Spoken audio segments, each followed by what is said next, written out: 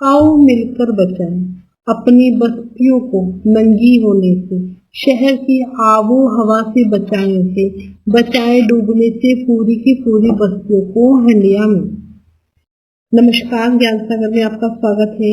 आज हम कक्षा 11 से हिंदी पाठ्य पुस्तक आरोह भाग 1 से आओ मिलकर बचाएं कविता को लाए हैं। इस कविता का भावार्थ समझते हैं, काव्यार्थ समझते हैं।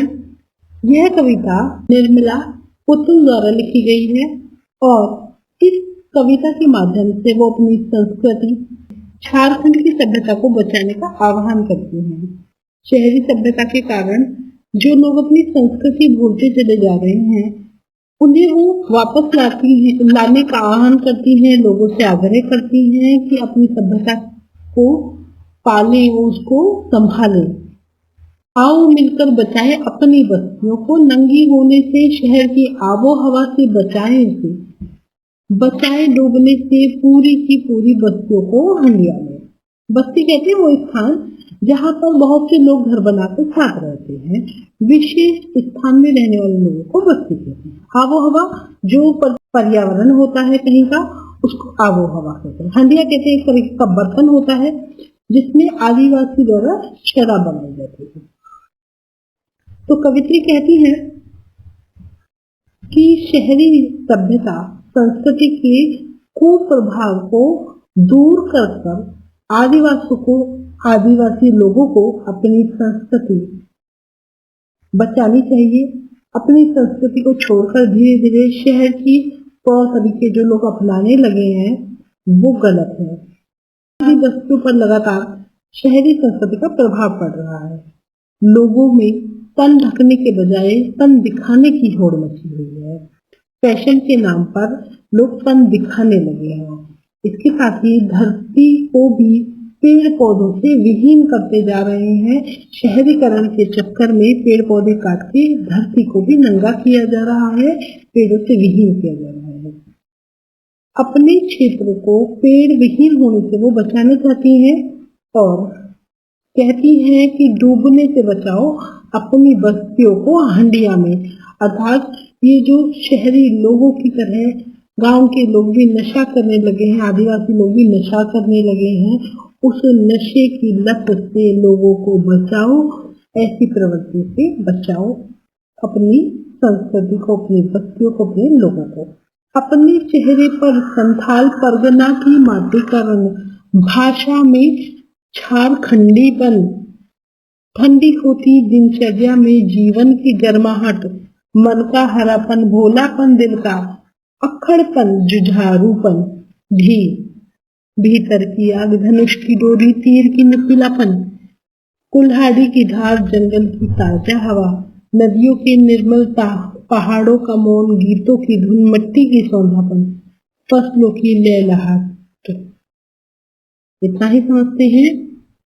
कवित्री कह रही है कि आदिवासियों का जो रहन सहन है, वातावरण है, वो सरल है। स्वभाव और संस्कृति को शहरी वातावरण प्रभावित करता है। ठंडी होती दिनचर्या में जीवन की गर्माहट। कवित्री कह रही है अपने चेहरे पर संथाल परगना की माटी का रंग, भाषा में झारखंडीपन।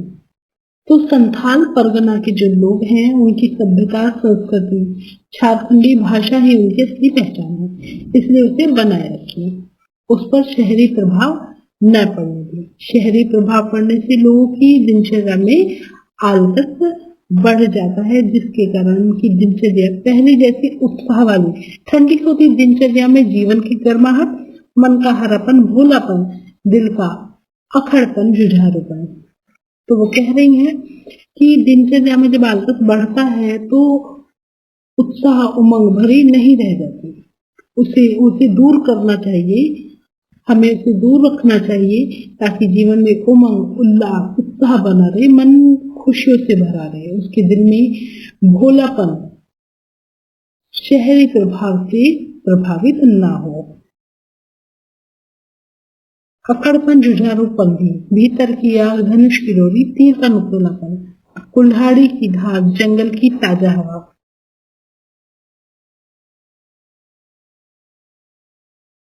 तो उनके दिल का जो भोलापन है वो शहरी प्रभाव से प्रभावित ना हो। अक्कड़पन, जुझारूपन आदिवासियों की स्वभाव की विशेषता है जिसे उन्हें खोना नहीं चाहिए। झारखंडी संथाल समाज की पहचान वहां के लोगों के उत्साह से भरा जीवन, उनका जोशीला मन, दिल का भोलापन, स्वभाव में अक्खड़पन और जुझारूपन है जिसे उन्हें बनाए रखना है। कवित्री कहती है कि संथाली लोगों की जो पहचान है उनके भीतर की आग, जो उनका साहस है, पराक्रम है, वो वीरता है। धनुष की डोरी पर चढ़ा तीर और कंधे पर जो कुल्हाड़ी है वो उनकी पहचान है। भीतर की आग अर्थात उनका जो उत्साह है, धनुष की डोरी, धनुष जो वो प्रयोग करते हैं, धनुष पर चढ़ा हुआ तीर और कंधे पर जो कुल्हाड़ी है वो ही उनकी पहचान है। जंगल की ताजा हवा, नदियों की निर्मलता, जंगल की ताजी हवा, प्राकृतिक वातावरण और पेड़ पौधे, जहाँ वो बहुत सारे पेड़ पौधे हैं, नदियों का पानी एकदम साफ है, निर्मल है, नदियों की निर्मलता, पहाड़ों का मौन, गीतों का धुन, मिट्टी का सोनापन, फसलों की लहलहाट और उनकी पहचान है लहलहाती फसल जो एक विशेष स्थान देती है। कहने का तात्पर्य है कि संथाल परगना की जो मिट्टी है उसमें भीनी भीनी खुशबू आती है, लहलहाती हुई फसलें होती हैं खेतों में, यहाँ के लोकगीत, उनकी संस्कृति, उनकी पहचान है। इन सबको शहरी प्रभाव से बचाए रखना है और इनको गर्व करना है। हमको अपनी संस्कृति पर गर्व करना है और अपनी संस्कृति को शहरी प्रभाव से बचा कर रखना है। नाचने के लिए खुला आंगन, नाचने के लिए गीत, हंसने के लिए थोड़ी सी खिलखिलाहट, रोने के लिए मुट्ठी भर एकांत, बच्चों के लिए मैदान, पशुओं के लिए हरी हरी घास, बूढ़ों के लिए पहाड़ों की शांति। और इस अविश्वास भरे दौर में थोड़ा सा विश्वास, थोड़ी सी उम्मीद, थोड़े से सपने, आओ मिलकर बचाए। इस दौर में भी बचाने को बहुत कुछ बचा है अब हमारे पास। शहरों में जो जनसंख्या बढ़ रही है वहां लोग पलायन कर रहे हैं तो घर और आंगन छोटे होते हैं, लेकिन आदिवासी जो झारखंडी हैं वो बता रही हैं कवित्री कि बच्चों के खेलने के मैदान शहरों में खत्म होते जा रहे हैं, जबकि हमारे गांव में नाचने गाने के लिए, मौज मस्ती करने के लिए खुले स्थान है। अपनी खुशी और आनंद को प्रकट करने के लिए हमारे पास सुंदर सुंदर लोकगीत है, संगीत है। हमारी खुशी हमारे लोकगीतों के माध्यम से प्रकट होती है। हम लोकगीतों के माध्यम से अपनी खुशी, अपनी संस्कृति प्रकट करते हैं। शहरों में हंसने रोने के लिए मुट्ठी भर एकांत, हमारे पास हर प्रकार के गीत हैं। बच्चों के लिए मैदान है, पशुओं के लिए हरी हरी घास है, बूढ़ों के लिए शांति में बैठने के लिए पहाड़ों की शांति है। छोटे मैदान है, बड़े मैदान है और अपना सुख दुख और अकेले में रहने के लिए भी स्थान है। हम अपनी खुशियों को पूरे गांव के साथ मना सकते हैं, दुगना कर सकते हैं। हम कोई छोटी सी जगह में रहने के आदी नहीं है। अपने दुख को अपने में एकांत में व्याप्त कम करने के लिए हम मजबूर नहीं है। हमारे पास पहाड़ है, भरपूर क्षेत्र है।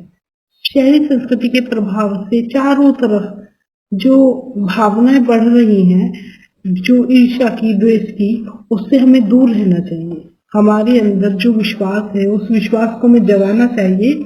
हमें अपने ऊपर उम्मीद रखनी चाहिए, हमें सपने देखने चाहिए, जीवन सुखी में व्यतीत करना चाहिए। मैं लोगों से आग्रह करती हूँ कि स्थिति अभी भी और विश्वास भरे दौर में थोड़ा सा उम्मीद, थोड़ी से सपने, आओ मिलकर बचाएं। इस दौर में बचाने के लिए बहुत कुछ बचा है अभी भी हमारे पास। यानी कवित्री कहती हैं, इस प्रकार कवित्री कहती हैं कि मैं लोगों से आग्रह करती हूँ, अभी भी बहुत चीजें बिगड़ी नहीं हैं। हमारे पास बताने के लिए बहुत कुछ है, हमारे पास बचाने के लिए बहुत कुछ है। इसलिए आओ हम सब मिलकर अपनी संस्कृति बचाएं, उसकी रक्षा करें। हम अपनी उम्मीदों को, विश्वास को सपनों को बचाए रखें, अपनी संस्कृति को बचाए रखें और उसकी रक्षा करें। पाठ के प्रश्न उत्तर कर लेते हैं कविता के साथ। प्रश्न 1, माटीकरण प्रयोग करते हुए किस बात की ओर संकेत किया गया है? स्थानीय विशेषताओं को उजागर करना चाहती हैं कवित्री और संथाल परगना के जो लोग हैं उनके जुझारूपन, नाच गाना, अखड़ता, सरलता जो जमीन से जुड़ी है उन्हें वह हीन ना समझे, इस बात का प्रयोग करती हैं और अपनी पहचान को बनाए रखने के लिए जोर देती है। प्रश्न नंबर 2, भाषा में झारखंडीपन से क्या तात्पर्य है? झारखंडी का अभिप्राय है झारखंड के लोगों की जो स्वाभाविक बोली है। कवित्री का मानना है कि यहाँ के लोग अपनी क्षेत्रीय भाषाओं का यहाँ के लोग अपनी क्षेत्रीय भाषाओं का प्रयोग करते हैं, उन्हें दूसरी भाषा के प्रयोगों से मुक्त होना चाहिए और अपने स्वभाव को बनाए रखना चाहिए। प्रश्न नंबर 3, दिल के भोलेपन के साथ साथ अखड़ेपन, जुझारूपन को भी बचाने की आवश्यकता पर क्यों बल दिया गया है? तो दिल का भोलापन सच्चाई और ईमानदारी के लिए जरूरी है, परंतु हर समय भोलापन ठीक नहीं है। लोग उसका फायदा उठाने लगते हैं तो अखड़पन भी दिखाना जरूरी होता है। अपनी बात मनवाने के लिए कभी कभी अड़ना भी जरूरी होता है, इसलिए इन गुणों को बनाए रखना भी वो अच्छा समझती है। प्रश्न नंबर 4, कविता आदिवासी समाज की किन बुराइयों की ओर संकेत करती है? कविता में हम देखते हैं कि संथाली समाज में थोड़ी अशिक्षा, कुरीतियां और शराब की ओर झुकाव बढ़ रहा है, जिससे पूरी बस्ती डूबती जा रही है और ये विनाश और विस्थापन के दौर के कारण हो रहा है। प्रश्न नंबर 5, इस दौर में भी बचाने के लिए बहुत कुछ बचा है, इससे क्या अभिप्राय है?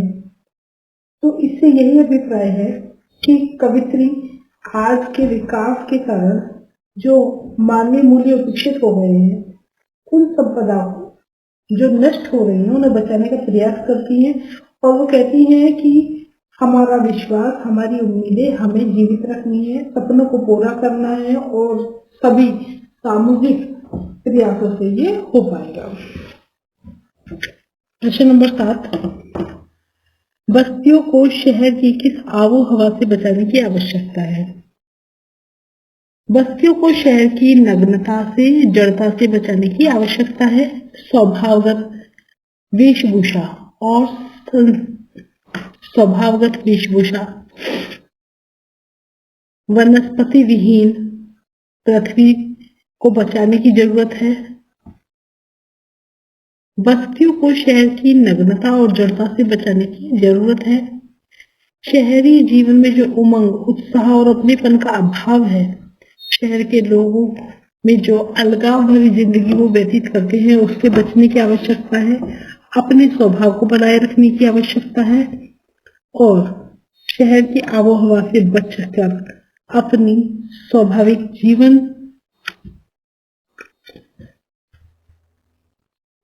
जीवन निर्वाह करने की आवश्यकता है। चाहे आपको वीडियो अच्छी लगी होगी, एक्सप्लेनेशन समझ में आए होंगे, प्रश्न उत्तर क्लियर रहे होंगे। अगर वीडियो पसंद आई है तो उसे लाइक कीजिए, दोस्तों में शेयर कीजिए और चैनल पर अगर नए हैं तो चैनल को सब्सक्राइब कीजिए। आप जो हमें अपना प्यार दिखा रहे हैं, सहयोग कर रहे हैं, उसके लिए आपका धन्यवाद करते हैं, आभार व्यक्त करते हैं।